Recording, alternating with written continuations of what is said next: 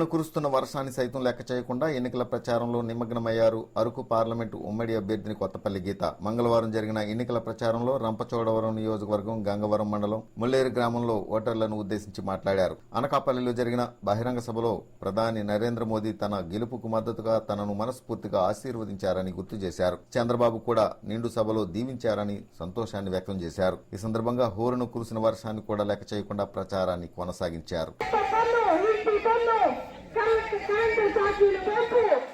పైనుంచి 10 పైసలు ఇస్తున్నాడు, కింద నుంచి 10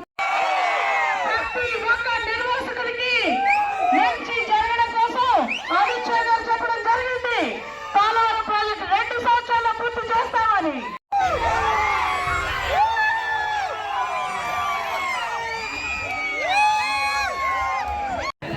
ఏమీ లేదు. గిరిజనులకి ఏమైనా మంచి చేశాడా? RFR పట్టాలు వచ్చినాయా? నాన్ ట్రైబల్స్ కి ఇళ్ల స్థలాలు ఇస్తానన్నాడు. ఇళ్ల స్థలం అన్నా ఇచ్చాడా? అసలు బతుకు జీవుడా?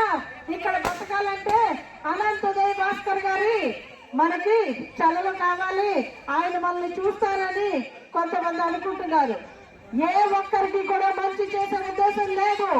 స్వార్థ ప్రయోజనాల కోసం గిరిజన ప్రాంతాన్ని పూర్తిగా కూడా నిర్లక్ష్యం చేశారు.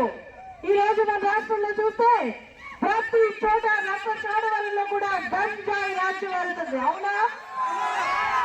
మన గిరిజనుల మీద నిందలేస్తూ వాళ్ళ పాపం గడుపుకుంటున్నారు. మనం ఈరోజు చూస్తే ప్రతి ఒక్కరికి ఒకటి చెప్పాలి. మరొకసారి మనం ఈ రోజు ఎలా అయితే ప్రజలు 2019లో జగన్మోహన్ రెడ్డికి పట్టం కట్టి రాష్ట్రాన్ని ఆయన చేతిలో పెడితే పిచ్చోడి చేతిలో రాయిలాగా మారింది. 60 నెలలు మన ప్రాణాలు మన చేతుల్లో పెట్టుకున్న పరిస్థితి ఉంది.